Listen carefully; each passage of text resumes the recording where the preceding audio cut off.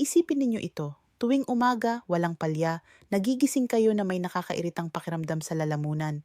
Parang may basang bulak na nakabara roon, o mas masahol pa, parang may nalunok kayong hilaw na itlog na dumikit at ayaw bumaba. Hindi ito panandaliang allergy. Hindi rin ito yung karaniwang sipon na nawawala pagkalipas ng ilang araw. Pero nariyan pa rin siya, ang paulit-ulit na plemang iyan na pinipilit kayong maglinis ng lalamunan ng maglinis kahit nasa elevator, nakapila sa supermarket, o nasa gitna ng seryosong usapan. Pamilyar ba? Sigurado akong oo. At kadalasan kapag ikinukwento ninyo ito sa iba, iisa lang ang sagot. Ah, plema lang yan. Huwag kang mag-alala. Normal lang yan kapag tumatanda. Pero alam ninyo ba, ako, si Doktora Mayumi Santos, narito para sabihin sa inyo na hindi iyan ganap na totoo. Ang plemang ayaw mawala, na nakaiinis at tila ninanakaw ang boses ninyo, may dahilan.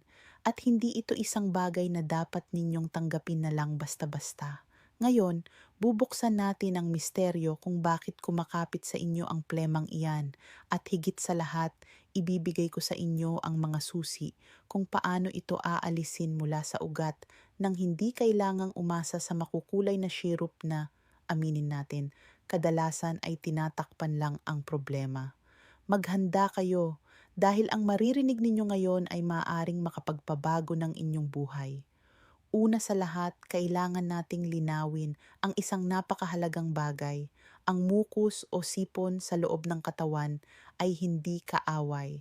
Sa katunayan, isa ito sa pinakamahal ninyong kakampi, ang sarili ninyong panangga. Isipin ninyo ito bilang security team ng inyong katawan na nagtatrabaho ng 24 na oras sa isang araw. Araw-araw, ang inyong katawan ay gumagawa ng humigit kumulang 1 hanggang 2 litro ng likidong ito na napakasopistikado. Para saan? Para hulihin ang lahat mula sa hindi nakikitang alikabok na lumulutang sa hangin hanggang sa mga virus at mikrobyo na sumusubok pumasok sa ilong at lalamunan ninyo.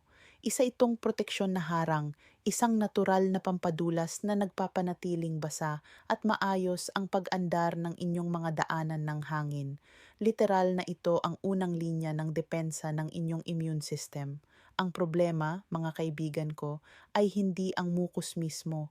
Nagsisimula ang problema kapag ang likidong dapat sanay manipis at madaling ilabas ay nagiging malapot, naiipon, at nagiging makapal at malagkit na parang pandikit na hindi na umaakyat o bumababa.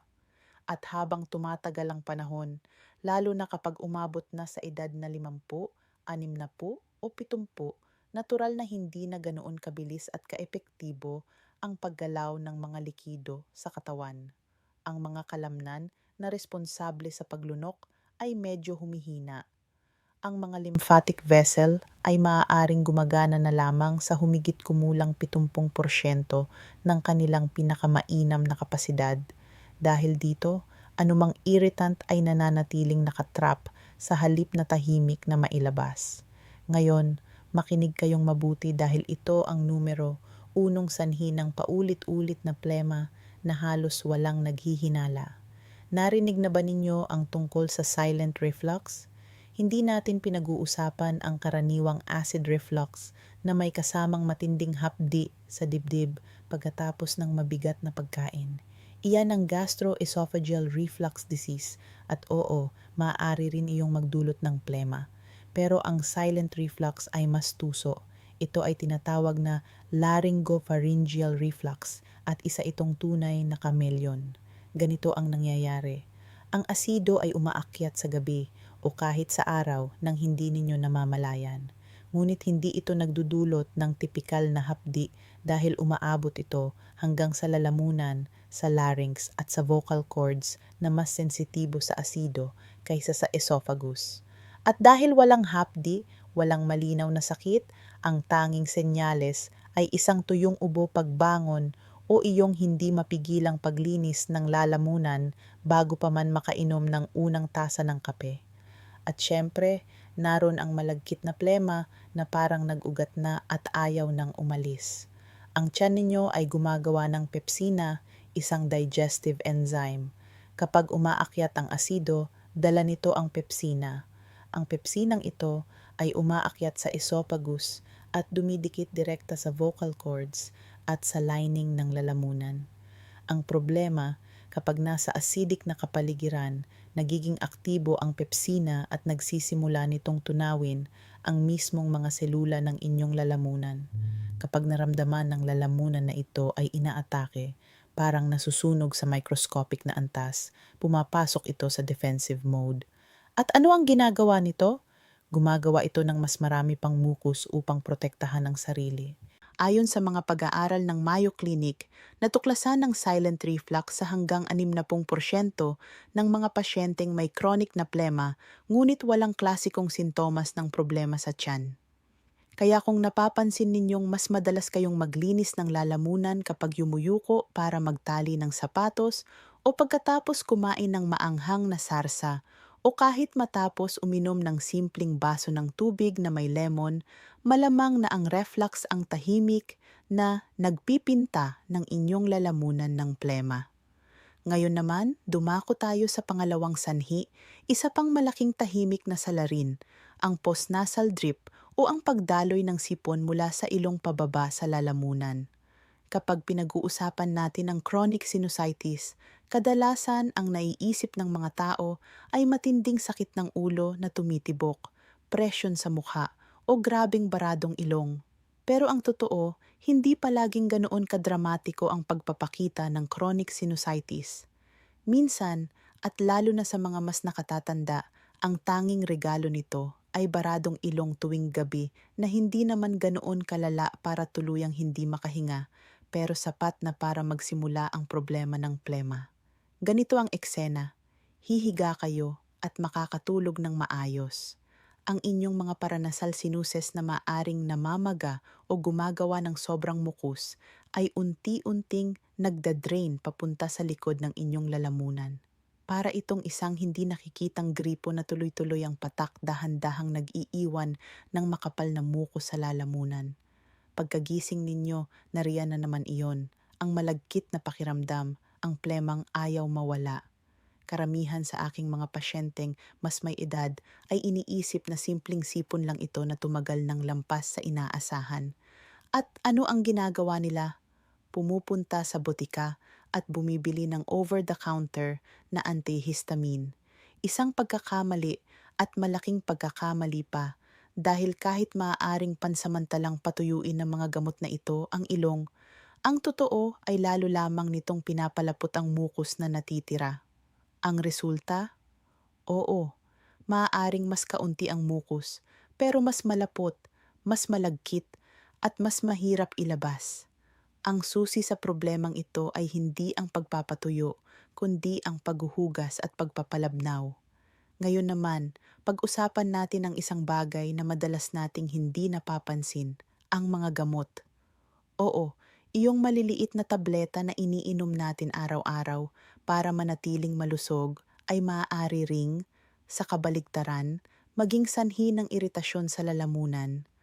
Maaaring umiinom kayo ng aspirin para protektahan ang puso, isang ACE inhibitor para sa alta presyon, o isang non-steroidal anti-inflammatory drug para sa sumasakit na kasukasuan.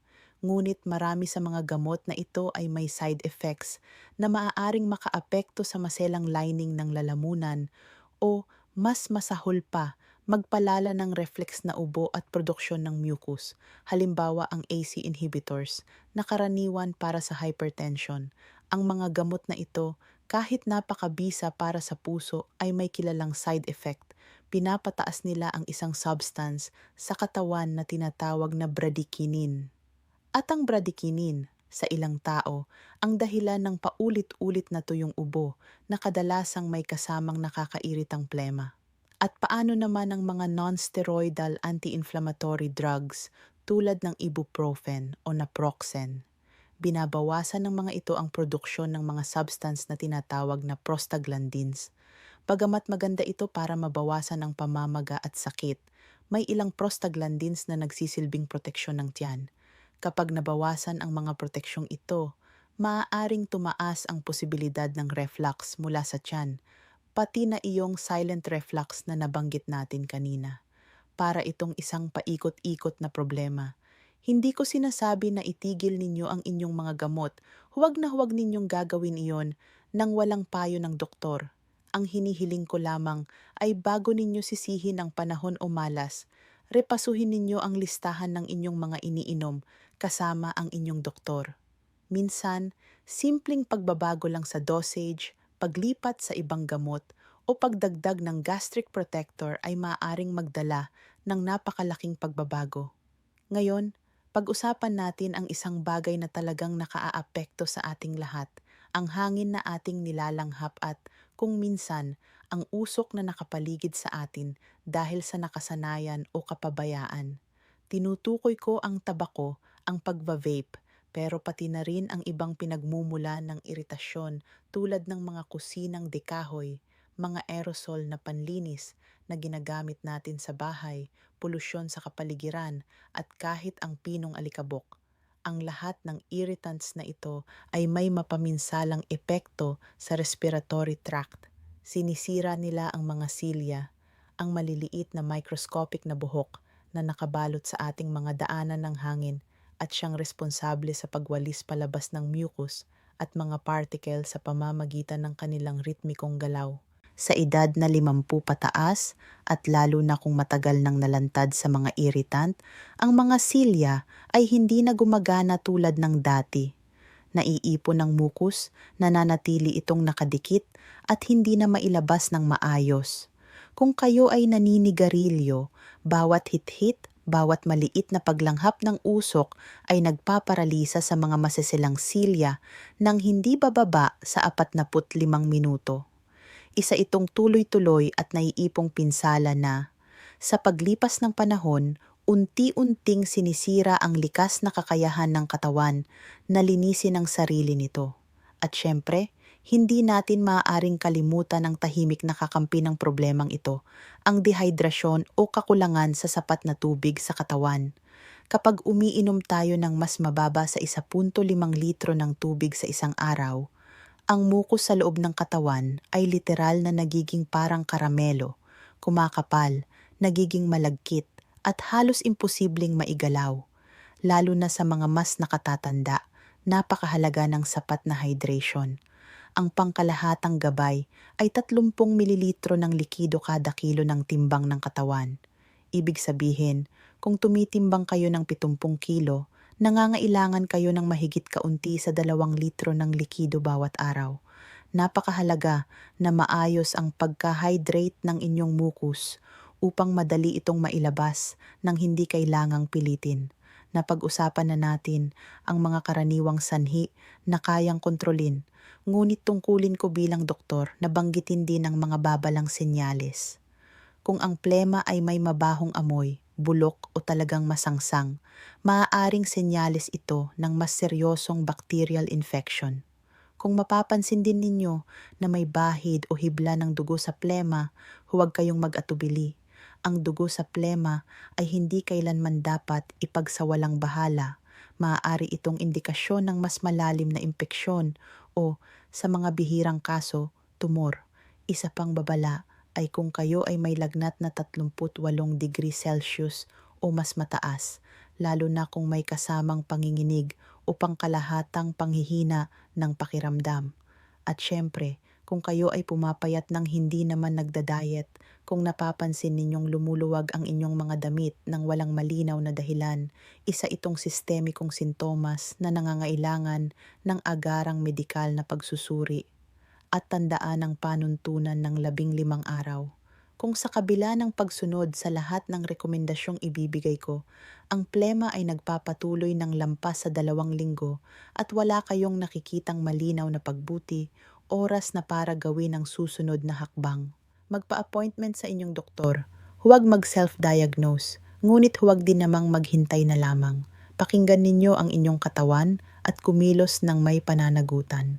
Ngayon, napag-usapan na natin ang mga sanhi, kaya dumako tayo sa mas mahalagang bahagi, ang mga solusyon. At ang pinakamagandang balita, marami sa mga ito ay maaari ninyong simulan ngayong araw din, nang walang reseta at walang malaking gastos. matalinong hydration. Hindi lang basta pag-inom ng tubig, kundi pag-inom nito ng may estratehiya. Simula ng araw sa 2 baso ng maligamgam na tubig habang walang laman ang tiyan. Hindi lamang nito dinihydrate ang katawan, kundi pinapagana rin ang digestive system at tinutulungan nitong palambutin ang mucus na naipon magdamag. At bago matulog, uminom muli ng isang malaking baso ng maligamgam na tubig. Bakit maligamgam? Dahil ang malamig na tubig ay maaaring magpa-constrict ng mga blood vessel at pabagalin ang absorption. Isipin ninyo ang tubig bilang panloob na pampadulas ng katawan. Kapag kulang ito, parang lahat ay kumikiskis at nahihirapan. Pag-angat ng ulo habang natutulog, isa ito sa pinaka-epektibong paraan laban sa silent reflux. Hindi sapat ang simpleng dagdag na unan na kadalasan ay leeg lang ang natitiklop. Mas mainam na itaas ang headboard ng kama, halimbawa sa pamamagitan ng paglalagay ng kahoy na may taas na 10 hanggang 15 sentimetro sa ilalim ng mga paa sa ulunan ng kama. Ang banayad na pagkahilig na ito, halos hindi mo mapapansin, ay nagbibigay daan sa gravity na gawin ang trabaho nito. Pinipigilan ang pag-akyat ng asido mula sa tiyan papunta sa lalamunan habang kayo ay natutulog. Kung hindi posible ang pag-angat ng kama, ang wedge pillow na umaangat sa buong itaas na bahagi ng katawan ay isang napakagandang alternatibo. Nasal washing o paghuhugas ng ilong, isa itong simpleng hakbang na madalas maliitin pero napakalaki ng pakinabang. Ang recipe ay madali lamang, 250 mililitro ng pinakuluan at pinalamig na tubig. Huwag kailanman direkta mula sa gripo. Lagyan ng 1 kutsarita ng sea salt o asin na walang iodine at 1 kutsarita ng baking soda. Ang baking soda ay tumutulong mag-neutralize ng acidity at tunawin ng mucus. Gumamit ng nasal irrigator o neti pot na mabibili sa butika para sa kontroladong paggamit. Mahalaga ang tamang paraan. Yumuko sa ibabaw ng lababo, ikiling ang ulo sa isang tabi, at dahan-dahang ibuhos ang solusyon sa isang butas ng ilong. Hayaang lumabas ito sa kabilang butas. 5 segundo bawat butas ng ilong, umaga at gabi.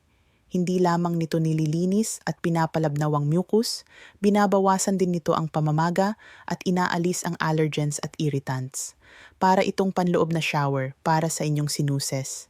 Cool Mist Humidifier. Ang tuyong hangin ay pangunahing kaaway ng malabnaw na mucus. Ang pagkakaroon ng cool mist humidifier sa inyong silid-tulugan ay maaaring gumawa ng malaking pagbabago, lalo na sa mga panahong tuyo ang panahon o kung gumagamit kayo ng heater o air conditioner. Ang mamasa-masang hangin ay tumutulong panatilihing mas likido ang mucus sa respiratory tract at mas madaling ilabas. Ngunit mag-ingat, napakahalagang linisin ang tangke tuwing 3 araw gamit ang puting suka upang maiwasan ang pagdami ng amag at bakterya. Iwasan ang madalas na paglinis ng lalamunan. Isa itong reflex na nakasanayan na natin. Oo, nagbibigay ito ng pansamantalang ginhawa pero sa katagalan ay nakakasama. Ang paulit-ulit na paglinis ng lalamunan ay parang pagkuskos ng liha sa maseselang vocal cords ninyo. Naiirita nito ang lalamunan, nagdudulot ng pamamaga at lalo pang pinapagana ang katawan na gumawa ng mas maraming mucus. Isa itong paikot-ikot na siklo na mahirap takasan. Sa halip, kapag naramdaman ninyo ang matinding pagnanais na maglinis ng lalamunan, subukan ninyong umubo ng marahan habang bahagyang nakabuka ang bibig o kaya'y uminom ng maliit na lagok ng tubig. Nakakatulong itong magbigay lubrication at maitulak pababa ang mucus nang hindi nasasaktan ang masiselang bahagi ng lalamunan.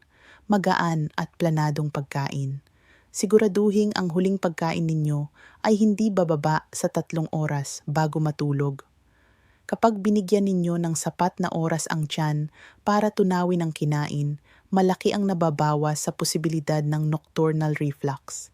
Maging maingat din sa mga pagkaing maaaring mag-trigger ng reflux. Iwasan ang kamatis, tsokolate, mint, matataba, maaanghang o masyadong maaasim na pagkain at napakahalaga, iwasan ang kape, pagkalipas ng 6:00 ng gabi. Ang caffeine ay nagpaparelax sa lower esophageal sphincter na para bang binubuksan ng pinto para makabalik ang asido paitaas. Ehersisyo sa paglunok. Tandaan, habang tayo'y tumatanda, ang mga kalamnan na responsable sa paglunok ay humihina pero may magagawa tayo rito. Pagkatapos magsipilyo, gawin ang simpleng ehersisyong ito.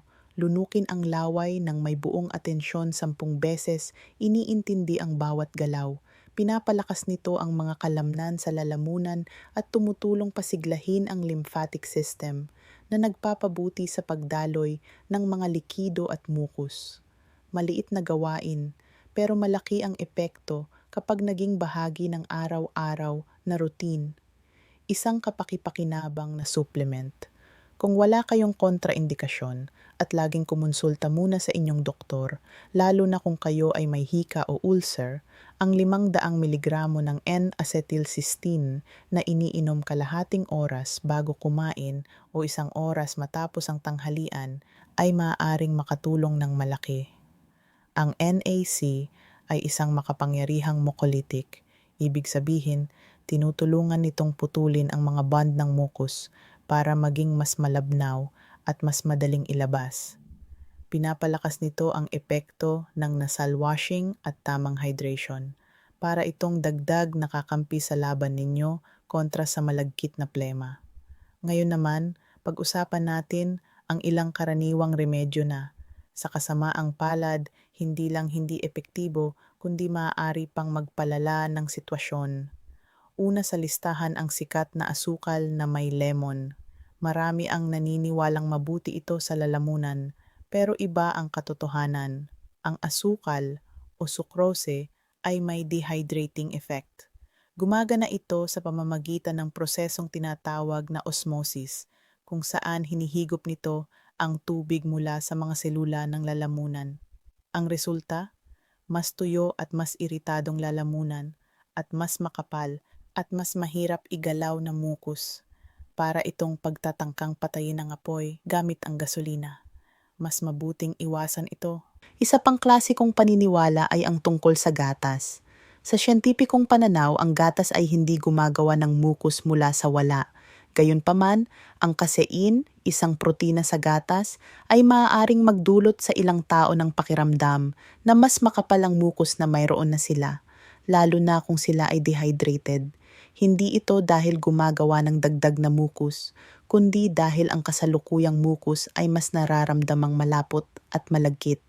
Kung napapansin ninyo ang ganitong pakiramdam, subukang bawasan muna ang dairy products sa loob ng ilang linggo at obserbahan kung may pagbabago. At paano naman ang mga expectorant na may guaifenesin, iyong mga syrup na nangangakong magpapalabas ng plema? Oo, may naitutulong sila dahil ang guaifenesin ay isang banayad na mucolytic na nagpapalabnaw ng mukus. Pero narito ang mahalagang punto. Kung hindi kayo umiinom ng sapat na tubig, ang mga expectorant na ito ay magpapalit lamang ng plema ninyo tungo sa mas mahal na gel. Walang mahika rito. Kailangan nila ng maayos na hydration para gumana ng tama. Kung kulang sa tubig ang katawan, minimal ang epekto at mananatiling problema ang plema.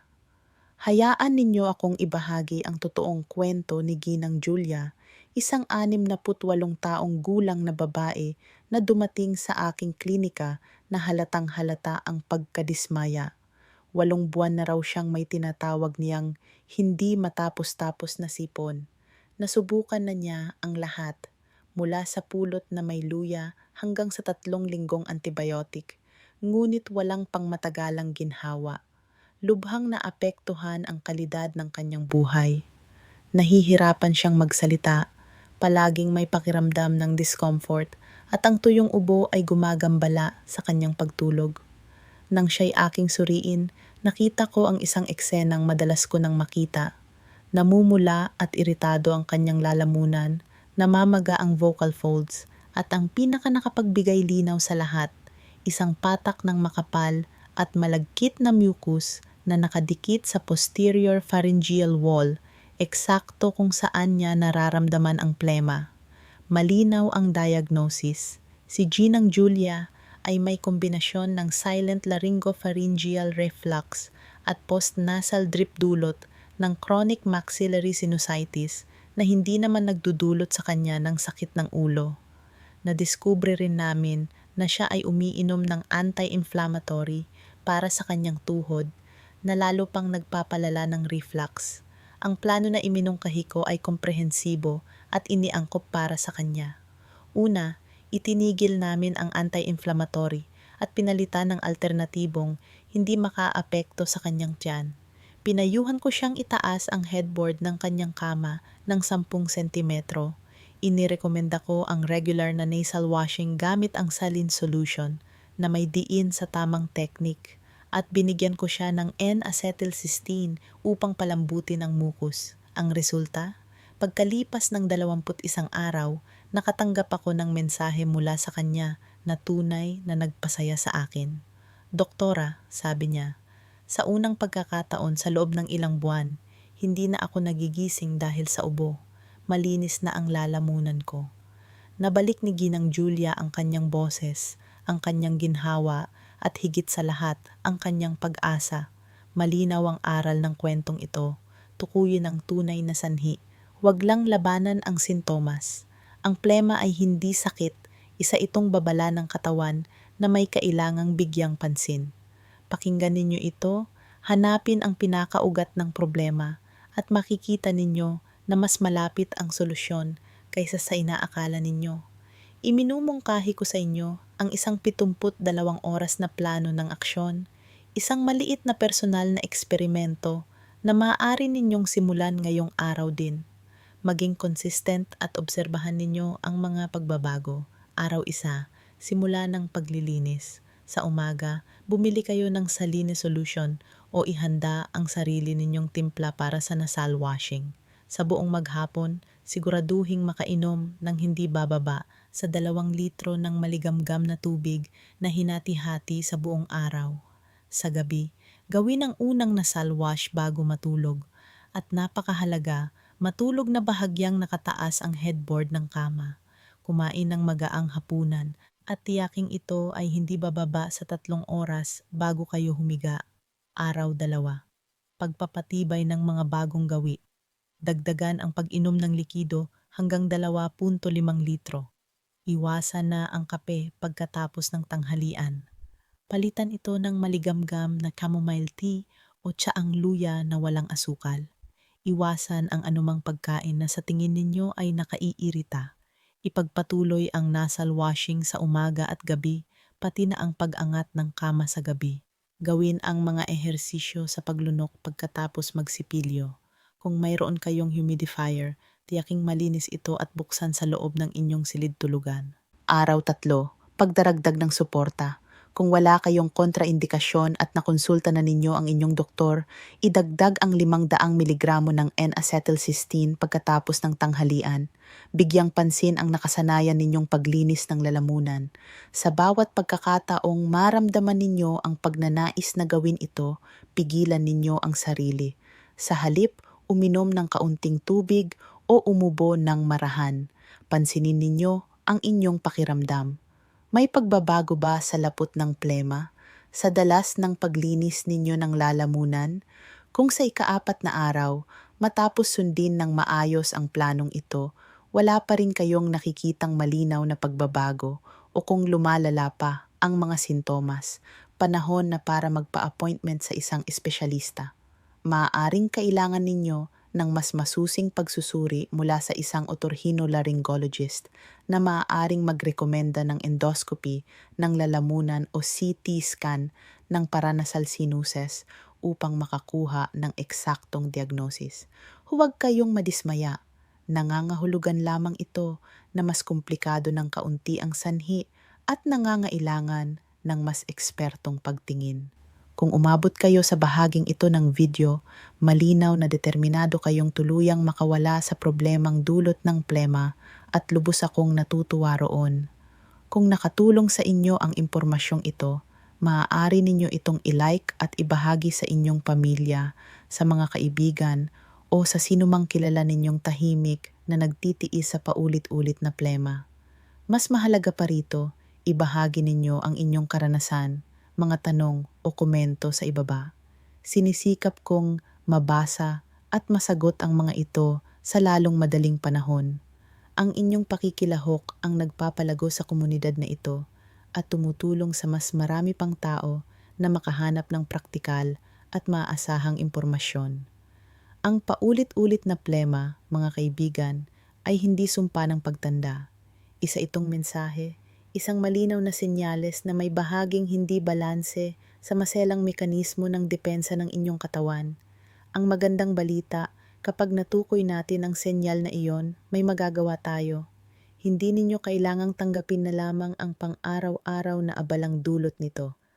Tukuyin ng sanhi, isabuhay ang mga praktikal at epektibong hakbang na ibinahagi ko ngayon at posible na sa loob lamang ng ilang linggo ay makakabalik kayo sa pagkanta sa shower nang hindi kailangang maglinis ng lalamunan, makatawa ng malakas ng walang istorbo at makipagkwentuhan ng walang pag-aalala sa inyong boses.